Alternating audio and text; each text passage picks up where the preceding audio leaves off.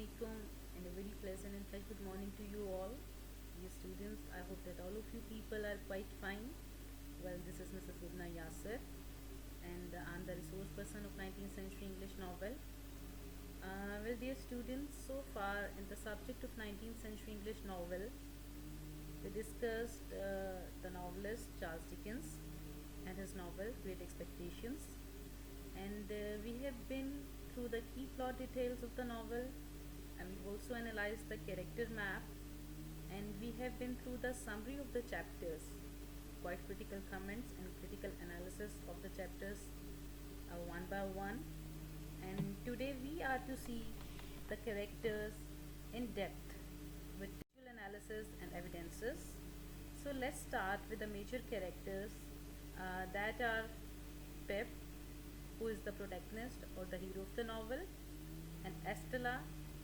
Estella is the wish, the desire of Pip, and then we see the character of Abel Magwitch, who is the benefactor of Pip. And today we would be noticing that how Pip, Estella, and Abel Magwitch, they are having their great influences in the lives of one another. So let's start with the character of Pip in Great Expectations.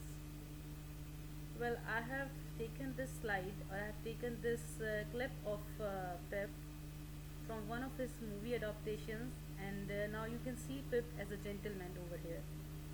We see that Pip is the protagonist of the novel Great Expectations, and while we were studying the chapters, we noticed that in the very first chapter, Pip appeared before us as a very young boy who was 7 years old, who was a poor boy, an orphan child, and we follow his journey from being a poor young boy in the countryside who was visiting his parents' graves near the marshes, and then we find a great change into his life by the ending of the novel. That how he changed from a poor young boy to a well to do young man in London who moves in high society, enjoys the snobbish activities over there.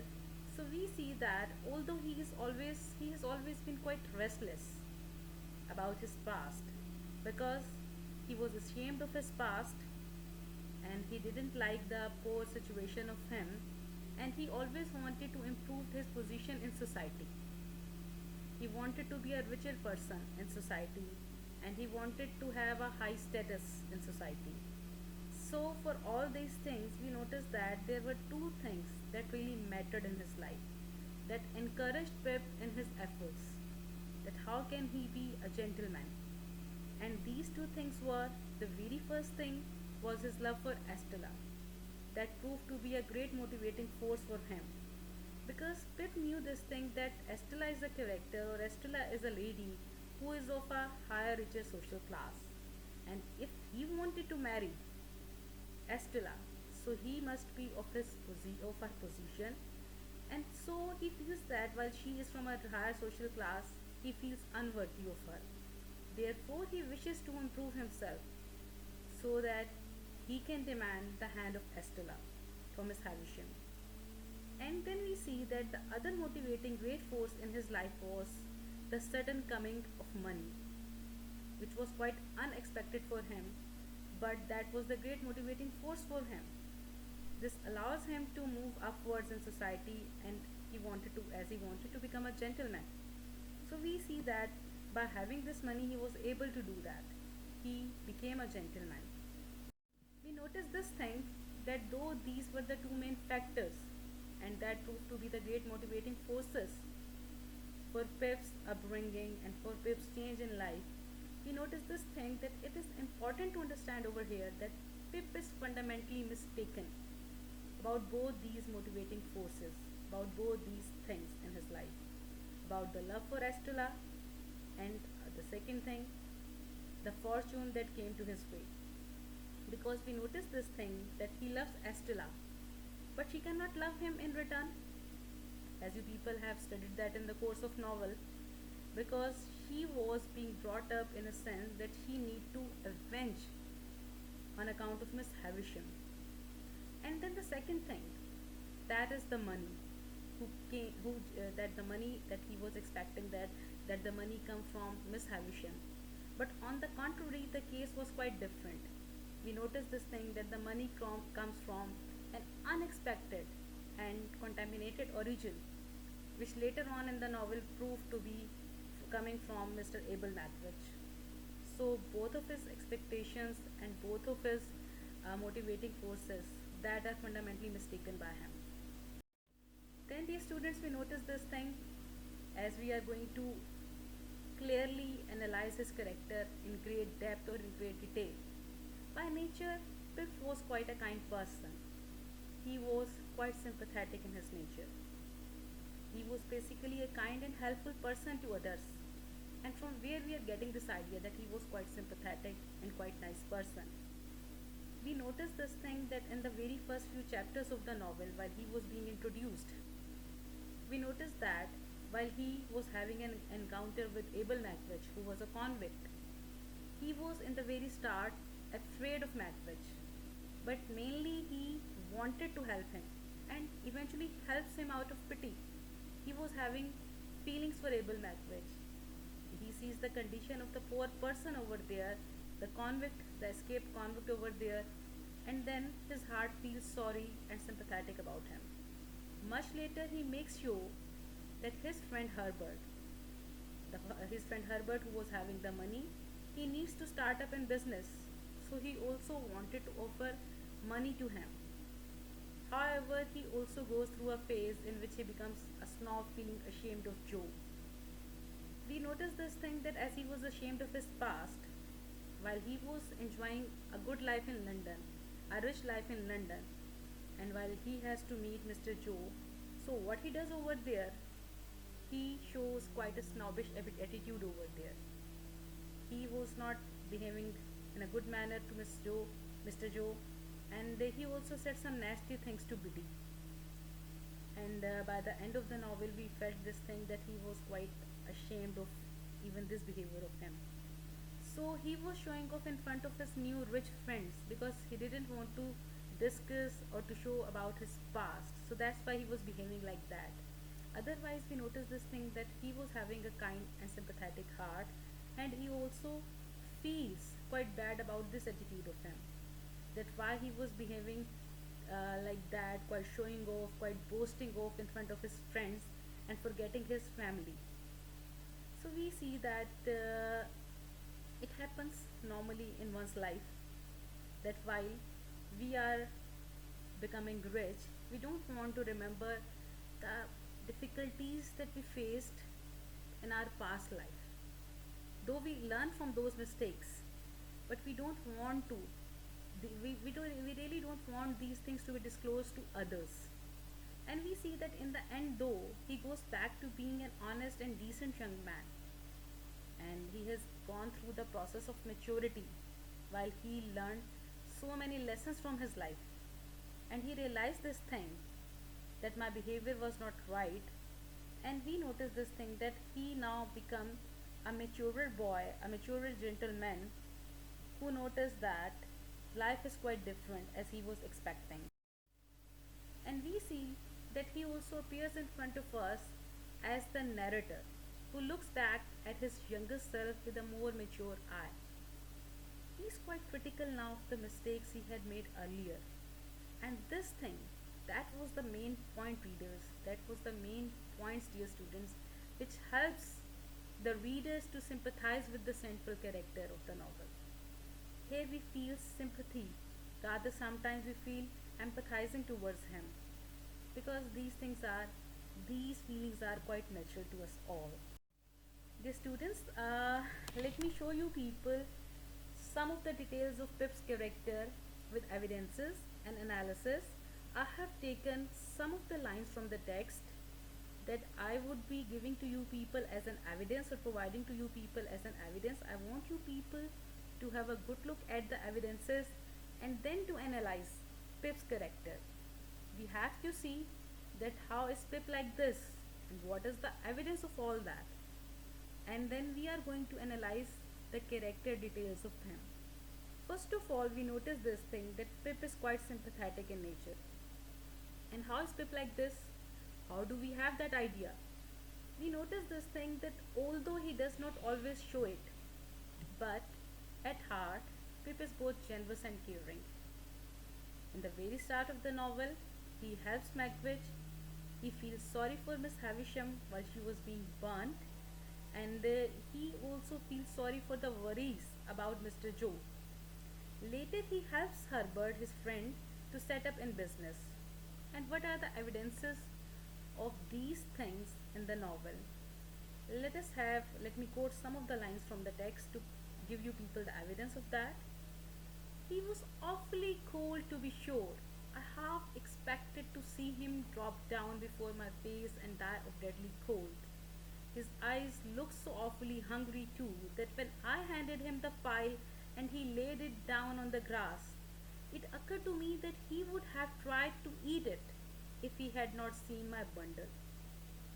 So these are the textual clues from which we get that idea, the way he has portrayed the condition of Abel Magwitch. So we notice this thing, or after analyzing these lines, we can clearly say over here that one of Pip's first actions in the novel is to help someone else. When he supplies the desperate convict Abel Magwitch with a file and some food, so he was quite sympathetic, feeling sympathy as well as empathy for him, and he thinks about what it is like for the convict and how cold it was and how hungry he was. He is rather than about himself. So that was the evidence of his sympathetic nature. Now, if we see that some of the critics, they also say about Pep that he was also quite unrealistic regarding his expectations. Whatever he was expecting in his life, these were quite unrealistic expectations. But normally, all of us sometimes build up quite unrealistic expectations in our lives. We see that how is Pip like this? We notice this thing that Pip has romantic ideas about himself and future and is often found daydreaming about evils. As a child, he has quite a vivid imagination, but this thing can let him go astray. What is the evidence of all that we find from the text? In the text, in some of the coming chapters, as you people have already studied the chapters, dear students, you must have remembered the lines which I have mentioned in my previous lectures, and I wanted you people to highlight those lines. So let me give evidence from those lines where he says that whenever I watch the vessels standing out to sea with their white sails spread, I somehow thought of Miss Havisham and Estella. Oh, so lovely and so natural, and we feel rather I must say that we are having quite even the sympathetic feelings for him. So again, let us read the text more. And whenever the light stuck aslant, afar off, upon a cloud, or sail, or green hillsides, or waterline, it was just the same. So while we are analyzing these lines, we notice that Pip's daydream reveals his poetic nature. How he mentions the clouds, the sails, the green hillsides or water lines, we see that here he associates them both with the images of freedom, sails, clouds, water, and sunlight. However, he is actually wrong. The two women are virtual prisoners in their own home. They are surrounded by the room and decay, and sunlight is shut out of their home. Because we notice this thing that Miss Havisham, she doesn't want to see any sign of sunlight unto his home from that movement while she was being left alone at the day of her wedding at the last moment. Then we see that Pip was quite passionate. He was, though we notice this thing that he was quite sympathetic, he was quite unrealistic, but he was also passionate because we see that Pip generally stands for what he believes. He normally stands for what he believes in. He goes to great lengths to achieve his goals and pursues his love for Estella with intensity. And the evidence of that you can see or notice the textual lines I have mentioned over here. I loved her against reason, against promise, against peace, against hope, against happiness. against all discouragement that could be. Once for all, I loved her nonetheless because I knew it, and it had no more influence in restraining me than if I had devoutly believed her to be human perfection. So, by this evidence, we notice this thing that Pip is carried away by his obsession with Estella, and he is quite his love for Estella was quite unconditional, against promise, against reason, against peace, against hope, against happiness, against anything that comes onto his way. And the reputation of the word against shows how Pip basically knows he may be fooling himself, but that he cannot help being in love with her. We also notice this thing that he was as very much passionate about his things in life, or what was happening in his life. As far as the social and historical background of all these things is concerned, we see that, like Pip, the novelist Dickens, he himself had a hard upbringing. His father was imprisoned for debt, and at one stage Dickens had to work in a factory. As we notice this thing that Pip was also working in a factory, something of which he was ashamed for the rest of his life. So that's why this thing was being mentioned by Charles Dickens in the character of Pip, that he was also ashamed of his past for the rest of his life. And Dickens raised his social position through hard work and self education. This is also something which Pip eventually does in the novel. So, quite interesting. That's why most of the novels of Charles Dickens that are considered, that he mentioned his own life details into it, his own biography into that. And in order to analyze this evidence, let me give you people the clear idea about that. In the lines of the novel, Pip says something which could prove the evidence of it, the autobiographical element in the novel. I set off on the 4 mile walk to our forge, pondering as I went along on all I had seen and deeply revolving that I was a common laboring boy. Yes, these were the feelings of Pip, and these were again the genuine feelings of Charles Dickens. And then, moreover, he says that my hands were coarse, that my boots were thick, that I had fallen into a despicable habit of calling knaves jacks, that I was much more ignorant than I had conceded myself last night, and generally that I was in a low lived bad way.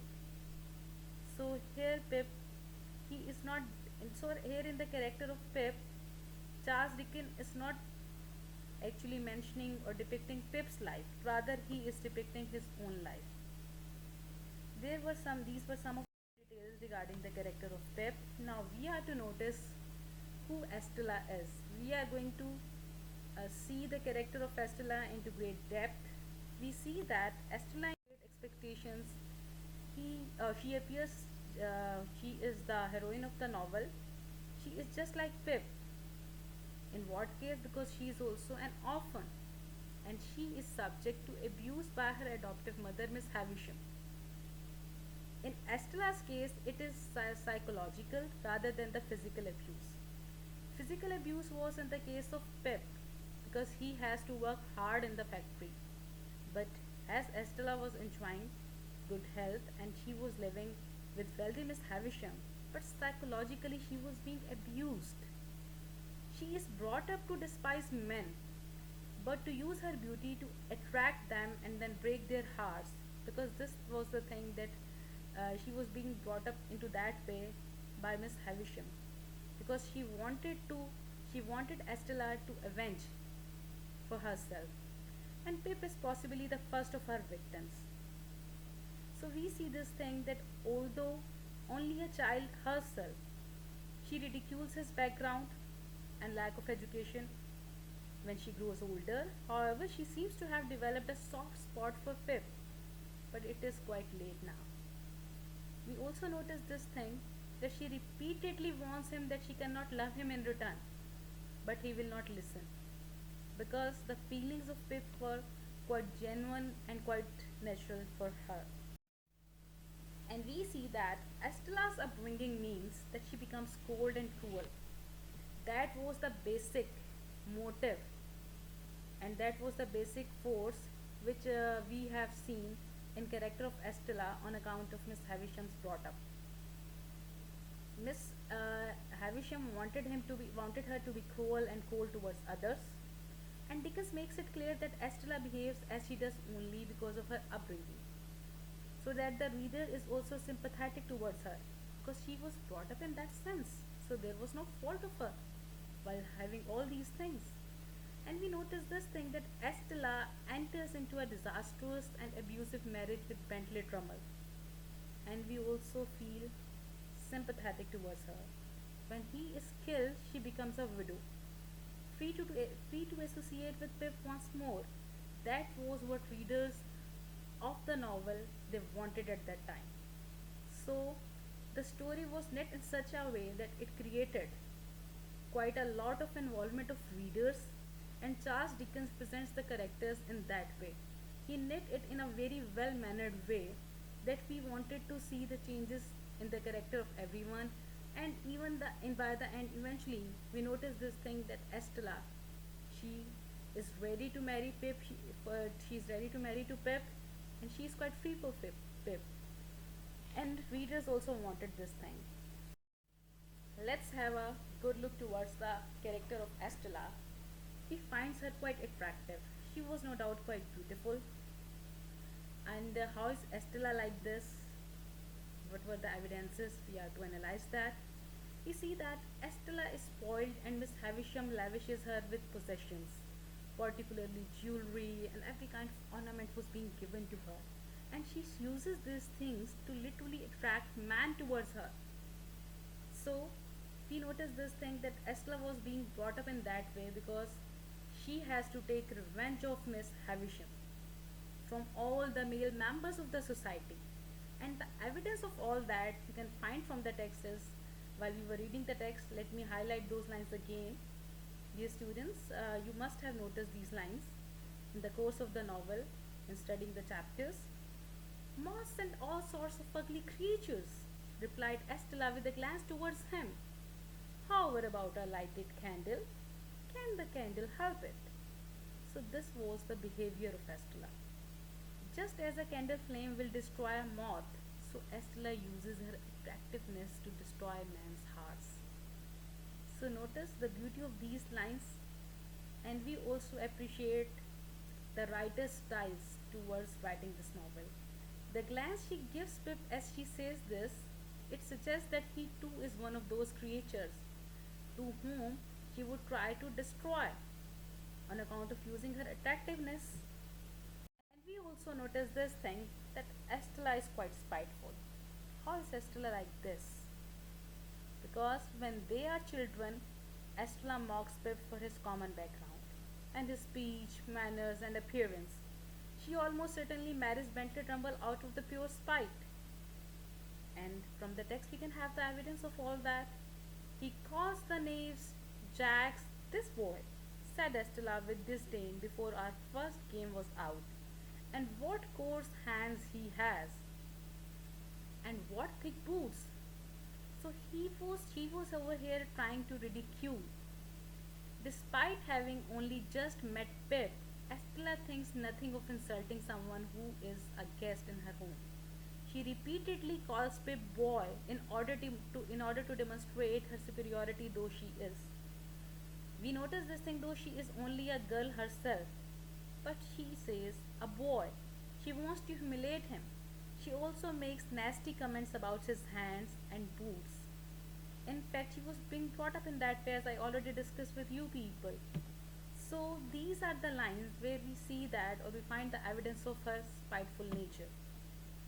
We also notice that on account of all these things, or on the contrary of all these things, she was quite honest. How can we say this? Because Estella tells the truth even when it is hurtful to others. She makes her motivations plain to Pip on a number of occasions, but he will not listen to the truth. He says number of times to Pip that she cannot give her love, give her love, and time and again she says that thing. And the evidence of this you can find over here from the textual clues. Do you want me then? Said Estella, turning suddenly with a fixed and serious, if not angry look to deceive and entrap you? So, while we have to analyze these lines, we notice this thing that Estella uses the word entrap and deceive. That was a clear cut idea. These wordings were quite clear, as a clear warning to Pip. In a sense, he wants to be captured by her, but he cannot see that it will do him no good.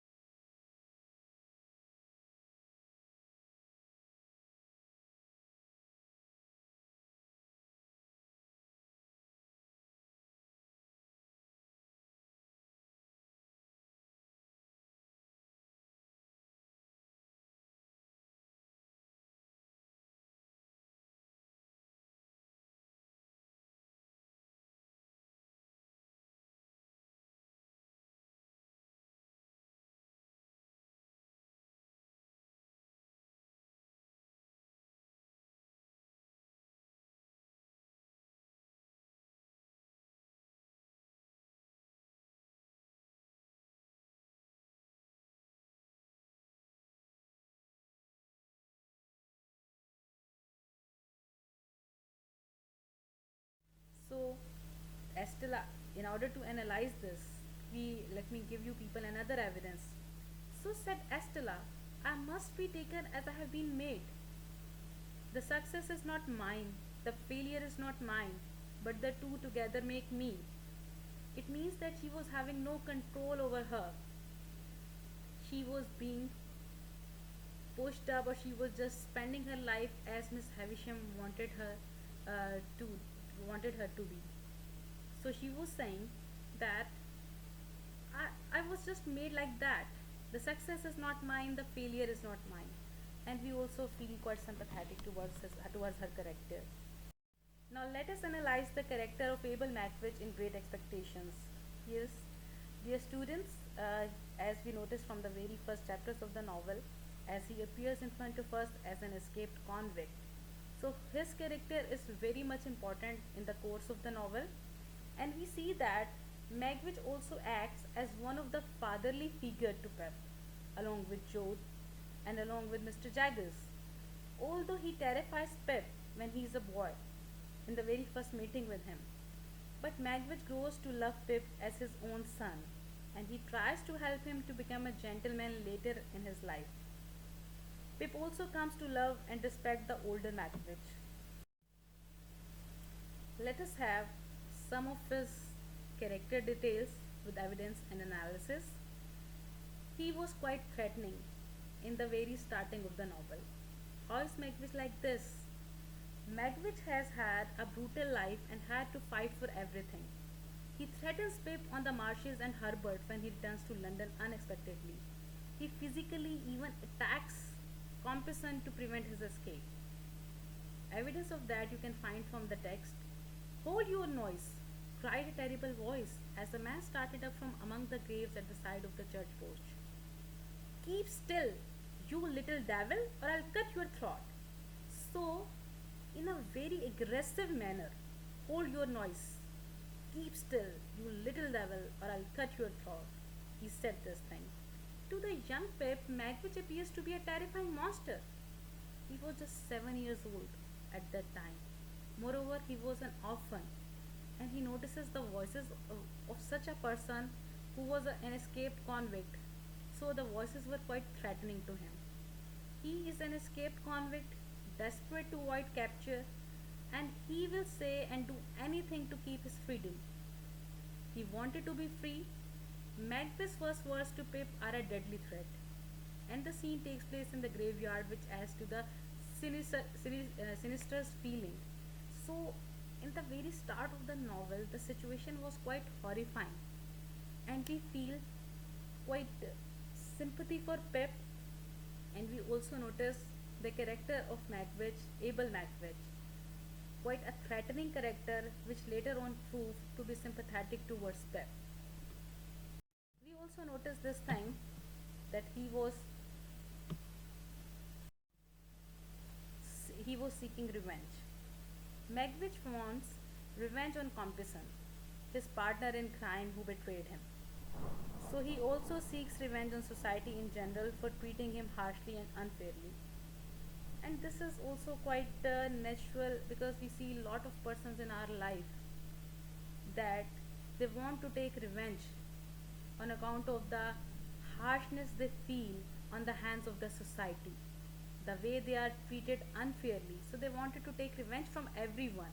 And the evidence of that you can really find from these textual clues. I took him and give him up. That's what I done.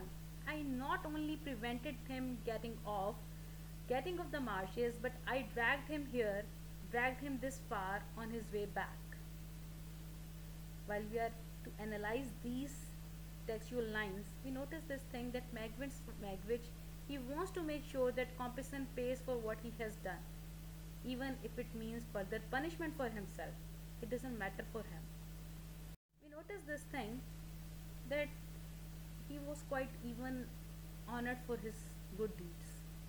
How he was honorable?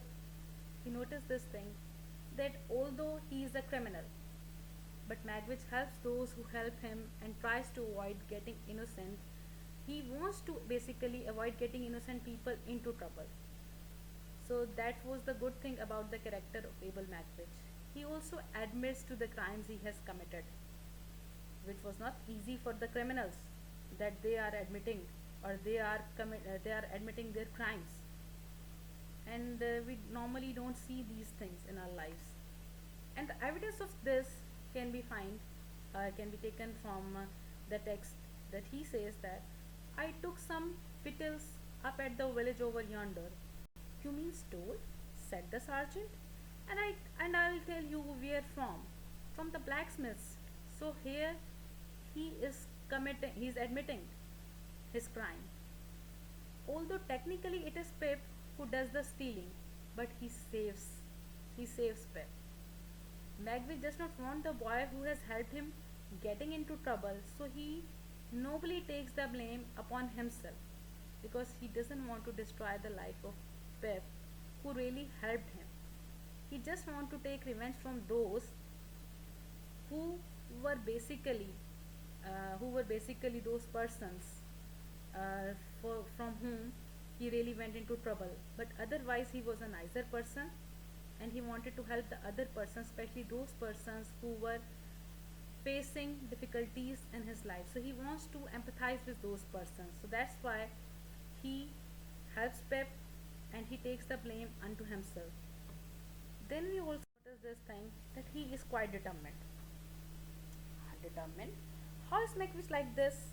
We notice this thing that Magwitch shows that given the right opportunities in life, he could be a productive and useful member of society. Here we see or notice Charles Dickens' expressions. He wants to say something to the world. He says that if the people they are given right opportunities in life, they can be the very productive and useful members of the society. So he also carries through any plans which he makes. So Charles Dickens also wanted to give the whole public, the readers of the novel, a message. That was quite a didactic element in the novel because he wanted to teach the society that try to be sympathetic towards others so that they can really become the productive and useful members of the society. The evidence of all that we find in the lines of the text while he says that it was it weren't easy, Pip, for me to leave them parts, nor yet it won't save. But I held to it, and the harder it was, the stronger I held. For I was determined, and my mind firm made up. At last I done it. Dear boy, I done it. So after analysing these lines, we can say that Magwitch knows that returning from Australia will mean certain death if he is caught. But Magwitch's greatest wish is to see Pip as a gentleman and will let nothing stand up in the way of that. So he was quite determined in his aims in helping Pip. And we also notice this thing that Magwitch shows that the given the right opportunities in life, he could be a very productive member and useful members of the society. So in these lines, while he says that at last I done it, dear boy, I done it, we also feel Magwitch's love for Pip, how he was having feelings towards Pip, how he wanted to see Pip as a gentleman, and he can do anything for all that. Matlab, even on the for me to say this thing, that he would even he's not afraid of his death. He would even want to see that, even sorry, he would even like to meet his death, but he is determined in his. Moreover, he is a fatherly figure to Pep, although he is a hardened criminal. But Magwitch has a tender heart and becomes increasingly affectionate towards Pep. The loss of his daughter Estella at a very early age obviously hurts him deeply. So that's why he was having the fatherly feeling towards Pep. See in the text, remember, dear students, those lines of the text while he says that, looky here, Pep, I'm your second father. You are my son. More to me nor any son. So these were the feelings of the father. See, in a very lovely manner, in a very affectionate manner, how he says, looky here, Pep, I'm your second father. You are my son. Yes, you are my son. You are my son, more to me nor any son. So Pip has lost his real parents and Magwitch has lost his only child. And as the only person to show him an act of kindness, Magwitch naturally finds a deep affection for Pip. Though this is not at first returned, Pip also comes to love and respect Magwitch equally. So he also feels sympathetic towards Magwitch. We find him determined, we find him like a fatherly figure, we find him quite nice, and we also have some feelings, quite genuine feelings for Abel Magwitch. Let us see the social and historical context of Abel Magwitch. This is a picture, dear students, I have taken for you people to give you people an idea of Marshalsea prison, where Abel Magwitch he was being caught and where he was being taken. So the whole social and the historical context of that Marshalsea prison is that in John Dickens' life, the father of Charles Dickens, he was imprisoned in the Marshalsea debtors' prison for the unpaid debt in 1824, while Charles was at that time just 12 years old. And a person in a prison of this kind would have had to stay until they had worked off their debt through labor or secured enough money from outside funds in order to pay off the balance. That was the custom of the society at that time, and that was the way the Victorian children, they at that time, they had to suffer. They had to go for hard labor. They were working 10 to 12 hours in a factory in order to pay the debts their parents have taken. So crime and punishment is a subject that the writer had strong opinions on, and we see that this was being mentioned by Charles Dickens in this novel as well as in others of his novels. We also notice this thing in order to analyze that, okay, what was the evidence of all that. We notice that a man who has been soaked in water and smothered in mud and limbed by stones and cut by flints and stung by nettles and torn by briars, who limped and shivered and glared and growled. So these are the lines of Abel Magwitch as described in the novel. But that was not only describing Abel Magwitch, that were the feelings of Charles Dickens. We notice this thing that in these wordings, how how painful feelings he was having. He remembers his own father while he was in debt, and how Charles Dickens had to work hard in a factory. So notice at the wordings of the writer, of the novelist over here, a man who has been soaked in water and smothered in mud. So these were the feelings. These were the feelings of a person who really faced all that. And then he says that who limped, who shivered and glared and growled. So we notice this thing that Charles Dickens, he was having sufferings in his life for which on account of these reasons he wanted to forget his past. So he mentions all these details in his novel. So dear students, I think in this lecture today we have tried to cover the major characters of the novel Pip, Astula, and Abel Magwitch. We also delved into great detail the textual evidences in order to make their character quite clearer to us, and then the evidences were over there, analysis was also over there, and in the next lecture inshallah we'll be looking into great detail the other characters. We'll also be discussing the themes, the symbols, and the motives that were quite recurrent in the novel. And so far that's all for the day, but if you people feel any kind of query or any kind of difficulty, you people are more than 100 times welcome. We can discuss it further, and you people feel quite easy that okay, this is the place where we are finding difficulty. Now what I really want for you people until now, that you try to produce the character of Abel Magwitch or Pip or Estella into your own words.